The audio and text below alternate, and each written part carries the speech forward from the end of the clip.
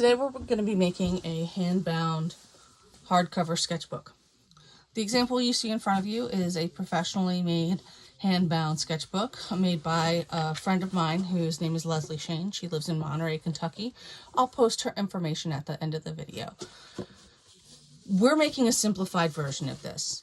We're going to use materials that we can just find around our house, hopefully, so that it's more accessible and everybody can make one. But we need to have some vocabulary first. Things that we need to know. A book has a front cover, a back cover, and a spine. The inside of the book has pages once it's sewn together. Before it's sewn together, if you look here, right near the spine, each of these little parts is called a signature. Okay, see how it's separated? Those separations are what we're going to turn into signatures, and then we're going to turn those signatures into a bound book. So, materials. What materials do we need to make the parts of our book? First, the covers. I'm going to use a thinner piece of cardboard. Okay, this is my standing desk. This is going to make a cover that is somewhat flexible, but it'll hold together better under gluing. And then you need a large sheet of construction paper or 2 small sheets of construction paper. We also need 20 pieces of copy paper. I've already stacked them into stacks of 5. Those will become our signatures. You will need string of some kind or dental floss. You will need a sewing needle, preferably a larger one with a large hole and a point, and something to punch holes. I'm going to use a needle tool, and you can use a thumbtack if you have thumbtacks around. You're going to need scissors,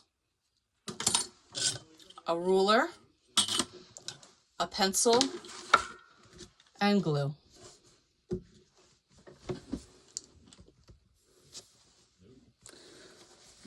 So, we're going to start with the covers. First thing I want to do is I want to cut off any extra stuff around the edges, but I want to make sure that I do it neatly. So I'm going to measure it as best I can.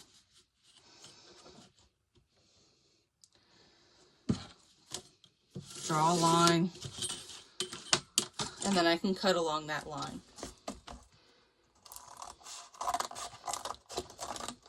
The better my cutting is,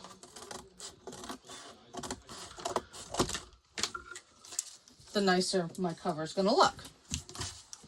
Okay, so I cut one nice straight line. Then I'm going to measure so that I make sure that it's big enough.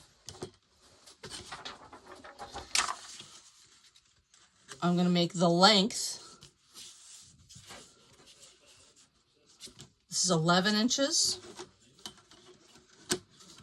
I want it to be a little bit longer, so I want to make it 12 inches.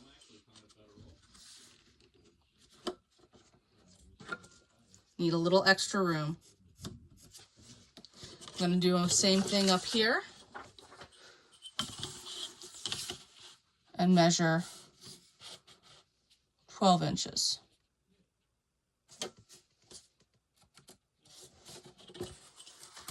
Line those two up.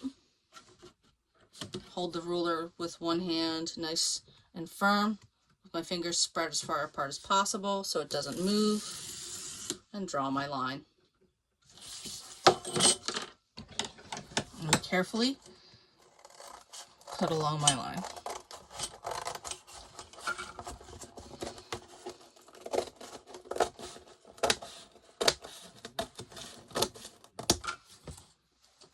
Okay, now I have a piece of cardboard that is bigger than a sheet of paper, which is what I want. I need it to be a little longer this way than the piece of paper. So the piece of paper, this is copy paper, so it's 8.5 by 11. So I'm going to add a 1/2 inch to that length. So I'm going to make 9 inches. Okay, so here's my 9 inches. And I'm going to make a mark at the 1, or the 0 rather. I'm going to do the same thing on the other end. Draw my line.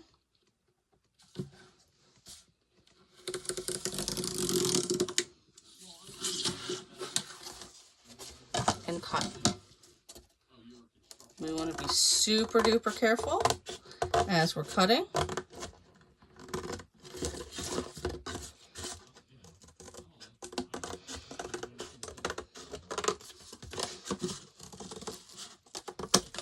All right, now we need 2 covers. We need a front cover and a back cover, but we also need a spine. So our covers need to be a little bit bigger than half of a piece of paper. I have a pre-made signature here, so I want to measure my pre-made signature.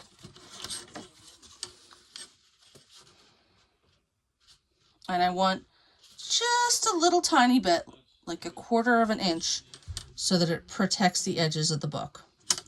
So I'm going to measure. I want it to be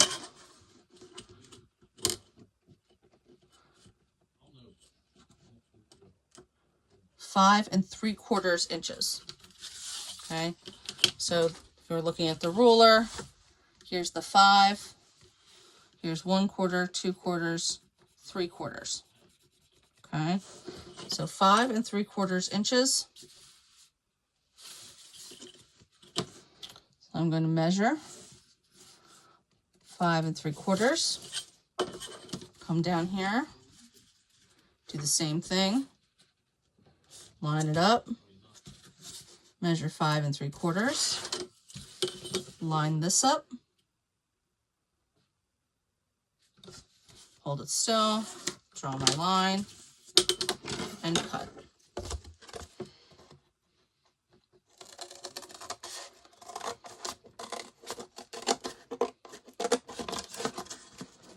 Now my cardboard, one piece, measures 5 3/4 and by 9 inches. 5 3/4 by 9 inches. I need to make the second piece of cardboard also measure 5 3/4 and 9 inches. 5 3/4 down here, and 5 3/4 up here. Let me make sure I double check I did that right. I didn't. I put it on the wrong mark. 5 3/4. Line them up. Something's not right. 5 3/4. 5 3/4. Oh, all right, that's right enough. Draw the line. And cut this little bit off carefully. If you have a razor or an X-Acto knife, you can do this also, but if you're don't know how to use an X-Acto knife safely, don't try it. This is the spine of our book. Now we have a front cover and a back cover and the spine. After you've cut the covers, it's time to assemble them. Step 1, get your construction paper. You can also use a large piece of fabric about this size. This is 18 by 12 piece of paper. Piece of fabric this size would also work. I'm going to lay my covers out just to see where I want to put it. This doesn't have to be super precise, but you do have to have a straight line at the top and a straight line at the bottom. So one thing that I will do is measure so that I have a line that goes all the way across the bottom and all the way across the top. First, I'll measure 1 inch from the bottom.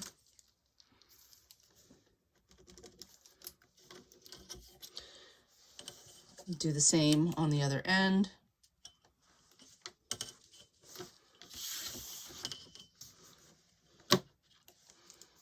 One inch from the bottom.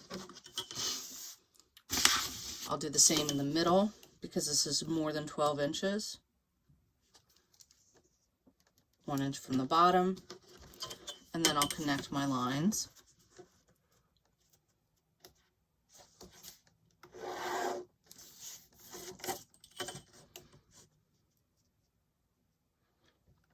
To make it go all the way across. Okay, and then rather than making new measured marks, I'm just going to go ahead and use my book cover as the marking place for my other line, so that I know where it needs to go. And then I'll draw the line with a ruler.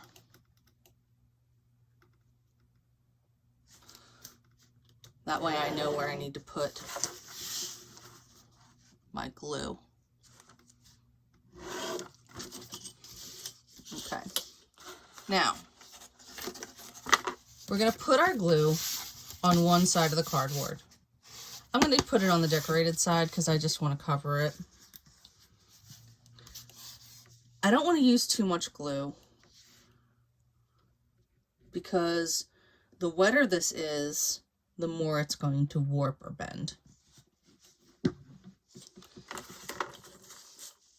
Then I just need something to spread the glue with. I've got index cards here that I'll use. You can also use your finger. I'll spread the glue in a nice thin layer all the way around. Remember, with the golden rule with the glue is just a dot does a lot.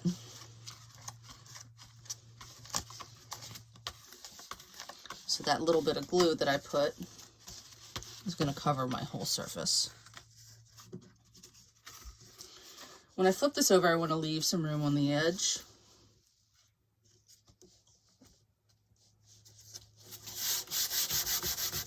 But line it up with the top line and the bottom. You can make a little adjustment.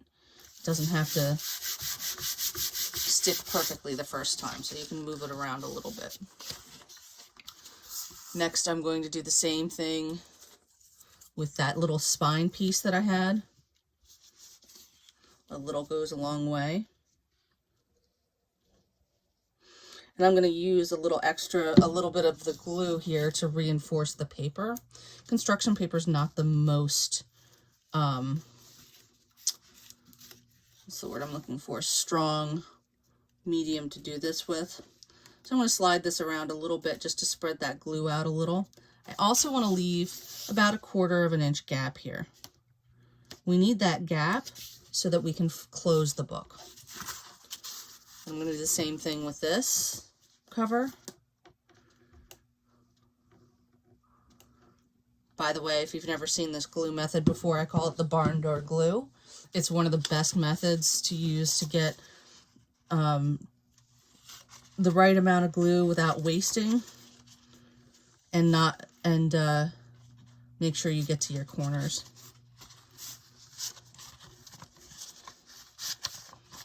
It's what I teach to my younger students.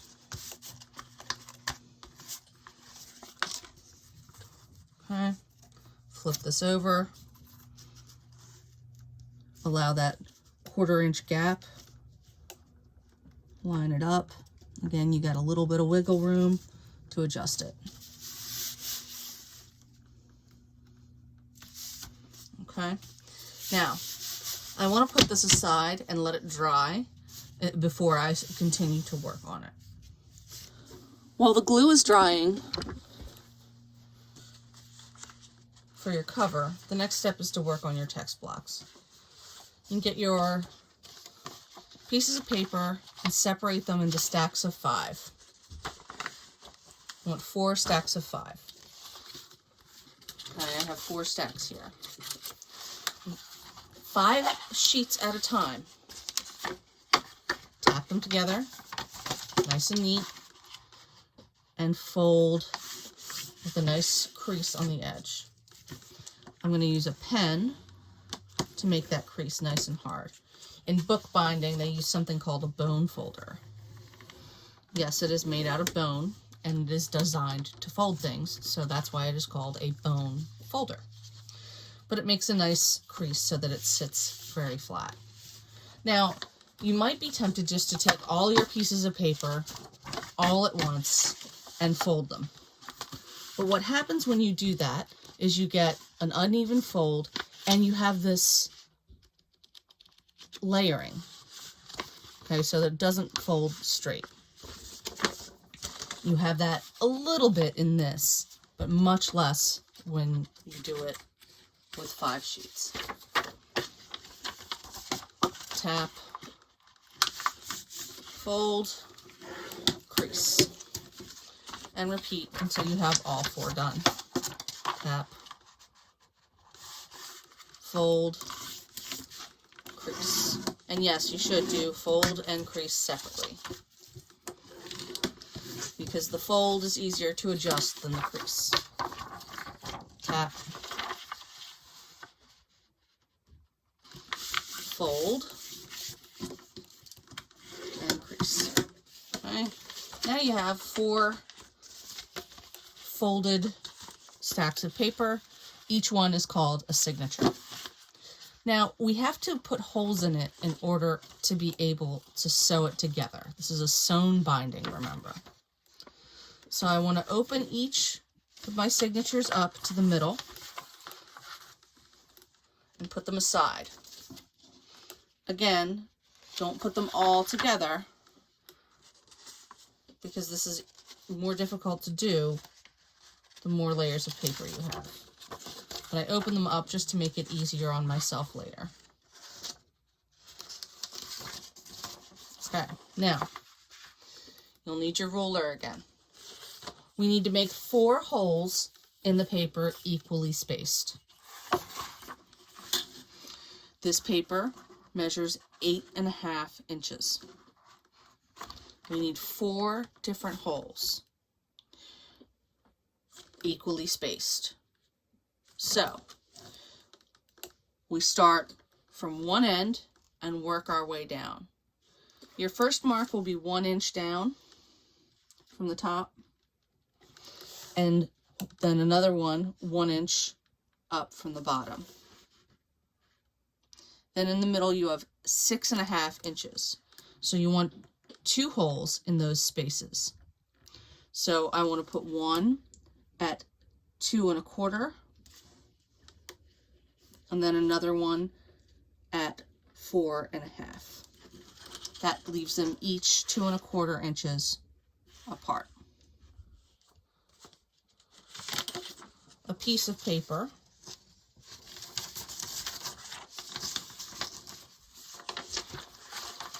put it on the edge here, or on the fold, and make marks so that the next piece of paper I don't have to measure. So that one is done. I put it aside. I go to the next one. Line it up neatly. Put my dots. Dot, dot, dot. Next one.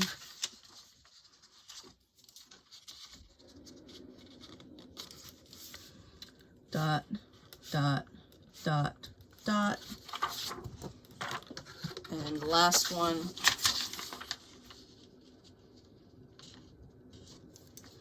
Dot, dot, dot, dot. And then I'm done.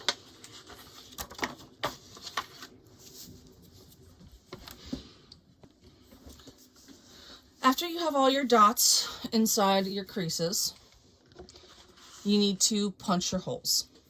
Now, I'm going to use my sewing needle because I have that available. You can also use a push pin. I'm going to push through the dot. I want to wiggle it around a little bit so there's plenty of room. I also want to make sure that they're stacked together neatly as I'm doing this. It's important that all your pages stay lined up because when you go to sew, if they're not lined up, it becomes more difficult. Okay, so I have holes right along the crease. I'm going to repeat that process for all 4 of my signatures.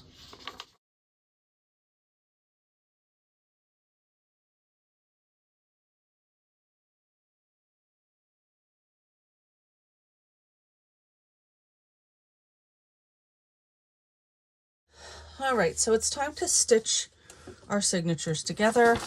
They've all got their holes punched in them.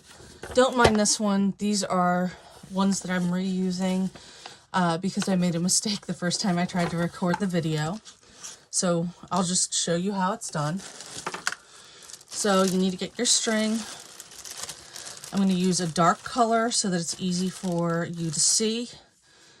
You can also use the dental floss. Measure out, wrap it around. You can wrap it around these, and you want to wrap it around 3 times all the way in order to make sure you have enough. If you have more signatures, you need longer string, obviously, and you can do as many signatures as you like.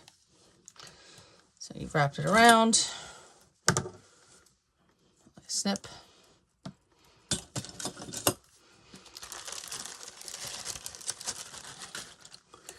Okay, take it off. I'll thread my needle. This is probably way too much, but that's okay. Better to have too much than not enough. I'll tie it on to the needle so that when I'm working, it doesn't just fall off. And then I'm ready to start. A couple of little pieces of vocabulary that we're going to deal with. We're going to deal with the peak and the valley. The signature. So this is your first signature. You're going to start at the bottom hole and put your needle through the peak and pull it through as far so you're close to the end, and then stop. I'm going to make a slip knot in the end so that it doesn't pull through all the way. And also I leave enough tail that I can work with it at the end. So now I'm going to go into the valley. In the valley, I'm going to poke my needle through the next hole. Pull it out all the way till I get pull back. Back in through the peak, all the way through to the valley. Make sure you're going through every single piece of paper every single time you do it. And then in the valley, out through the peak. Okay. Then on to your second signature. So I'm going to close this one partially. Get my second signature. I'm going to hold them together like this. Okay. So you can see, looks like a little T shape, and I'm holding it with one hand. I've got to hold them together because we're sewing them together. So now I'm going to go in through the peak of signature number 2. Pull all the way through.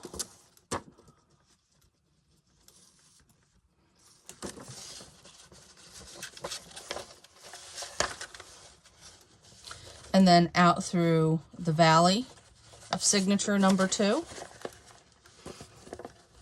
And here's the tricky part. Down through the peak of signature number 1. Into the valley of signature number 1. pulling all the way through. Out through the next hole in the peak of signature number 2, or number 1.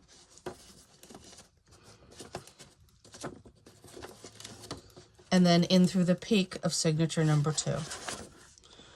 Don't forget the power of pause, the power of replay. At any point, if you get confused, stop and rewind. Then we're out through the valley of signature 2 and out the peak. Okay, then to the next one. Signature number 3. Holding them the same way. So it looks like this. Holding them together. Down through the peak of signature number 3.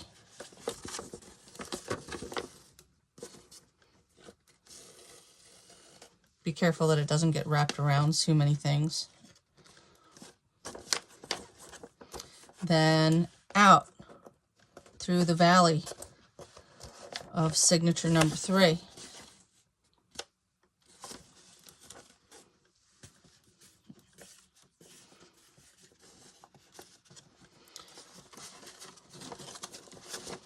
Then down through the peak of signature number 2.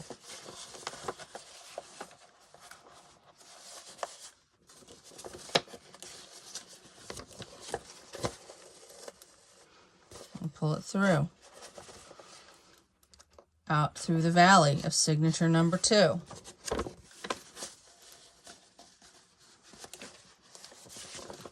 I got a little knot tangle. One of the things that I tell my students whenever you're dealing with string or hair that's tangling, don't panic and don't pull. You want to work with it loosely.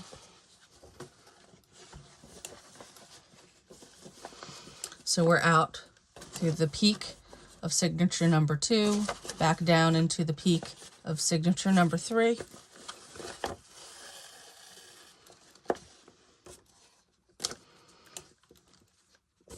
Out of the valley of signature number 3.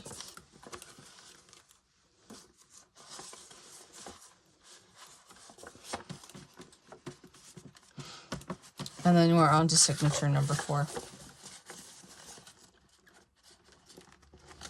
Now we're holding it like this. So we've got 2 signatures behind us. Holding it like this. Through the peak of signature number 4.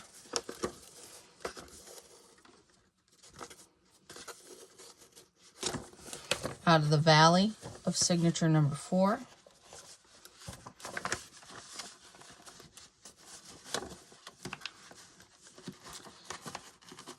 Into the peak of signature number 3. Make sure you're getting through all your layers of paper here.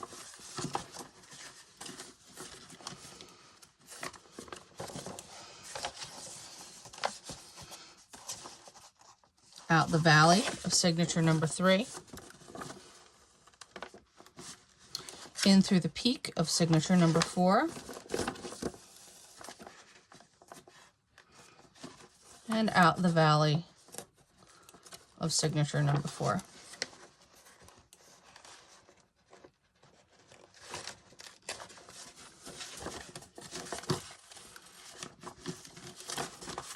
All right, I'm going to wiggle and pull a little bit just to get this tight. Wiggle and pull, get it a little tighter.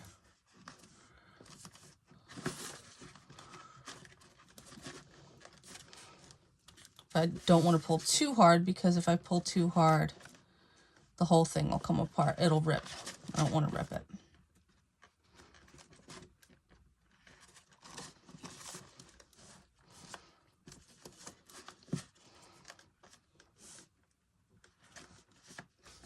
Okay. Now I'm going to tie these together to tighten them up.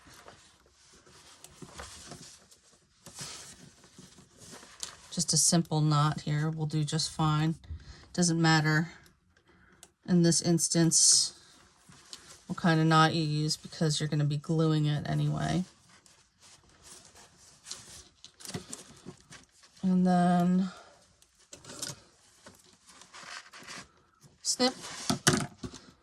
And then at the bottom, we want to do something else, something to hold it together. So yeah, let's do something similar with the top. I'm going to go under the first one, hold it steady, under the second one,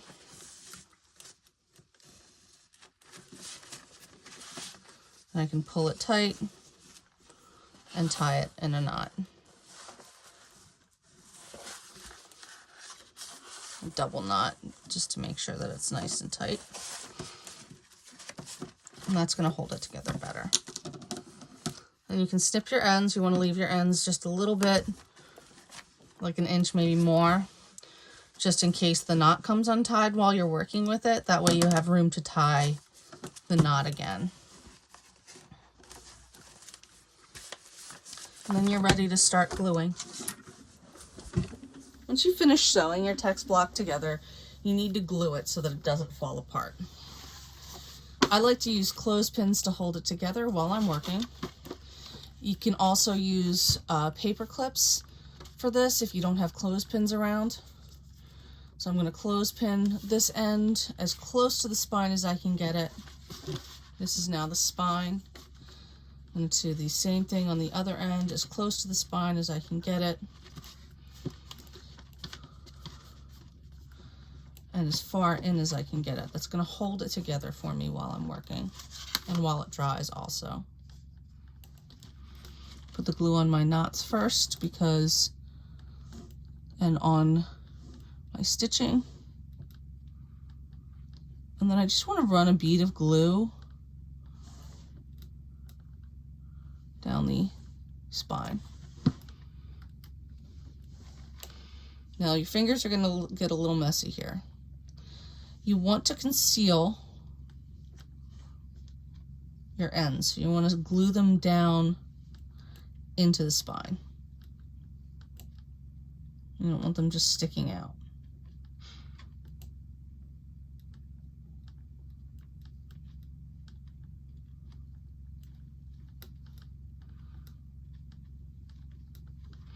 But you want the glue, might want to use another, I might want to use another clothespin here so it sticks in the middle. Another paper clip.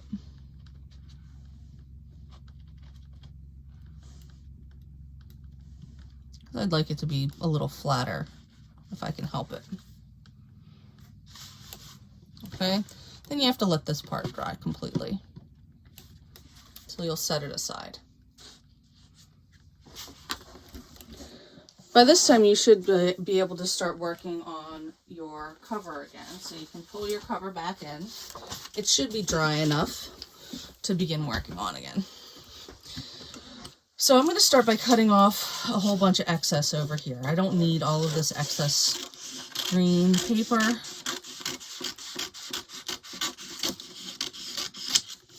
going to leave everything else. Now, we're going to cut a little bit off here, little rectangles off the corners. This is going to allow our paper to fold down evenly.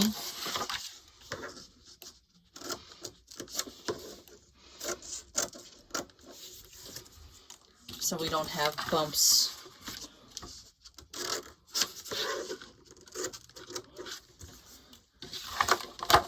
So just cutting off little rectangles on the corners. That makes life a lot easier for when you go to glue everything down. Okay. A point in gluing. You always want to put your glue on the object you're gluing, not on the background, because you don't know where it's actually going to go. So it's doing one flap at a time. You're going to put the glue on the edge of the flap, like this, and then fold it down. Fold it down and hold it down. You might have to hold it for a minute so that it sticks.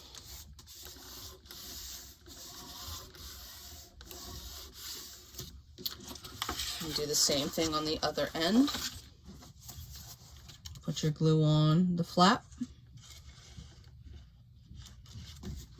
Don't worry, this is not the only thing that's attaching this.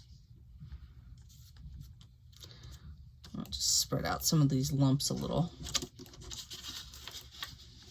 Fold it down.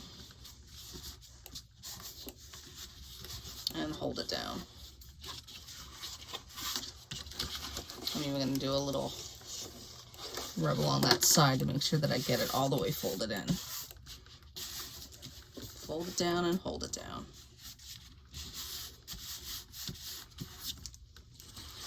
We're going to do the same thing on the end flap.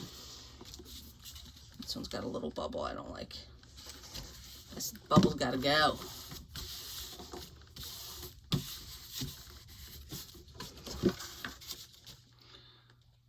On the end, down the edges.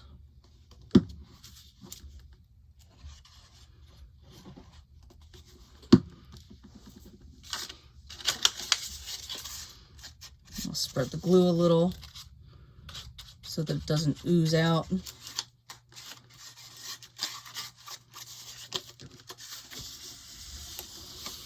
Fold it down and hold it down. Also have to go in here a little bit next to the spine and rub that in so that it sticks.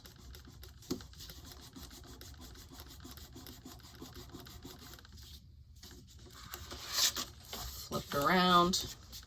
I'm going to do the same thing. All the way down. I'm going to spread it out using my trusty piece of index card. Fold it down and hold it down.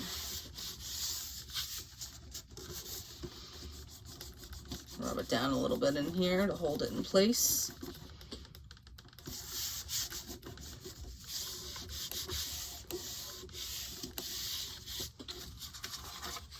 And then you're going to let that dry. I have a little extra piece I'm cutting off right here. Sticks out just a little. And you have a cover. Okay.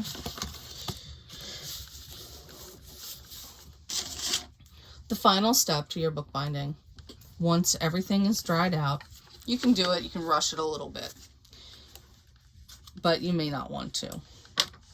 It's better if you let everything dry in between, but you can take off your clothespins. You want to line it up to the center.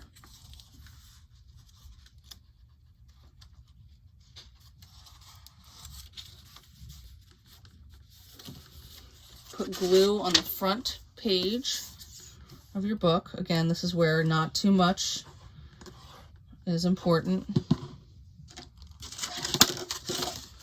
Use your trusty glue spreader.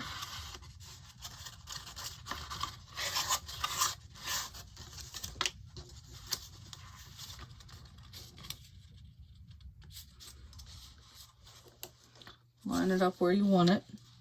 Close to the center as you can get it.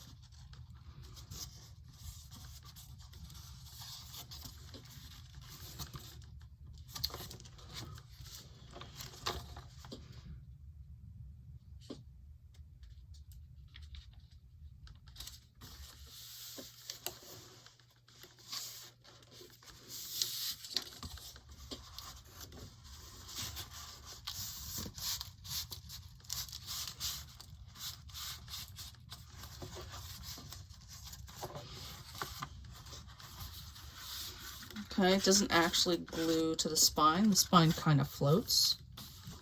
This is why you might want to wait until your glue dries. And then glue your back cover. Trusty glue spreader.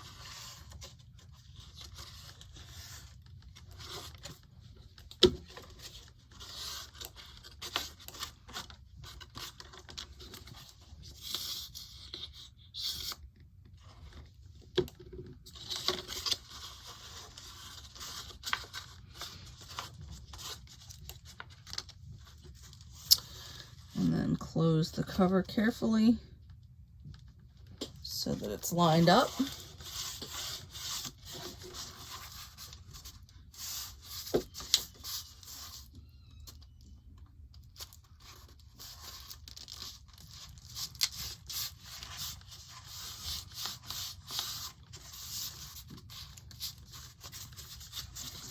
You have a sketchbook.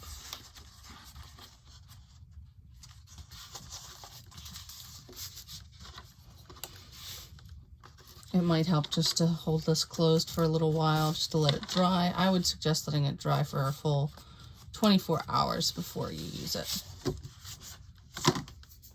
Congratulations, you have a sketchbook.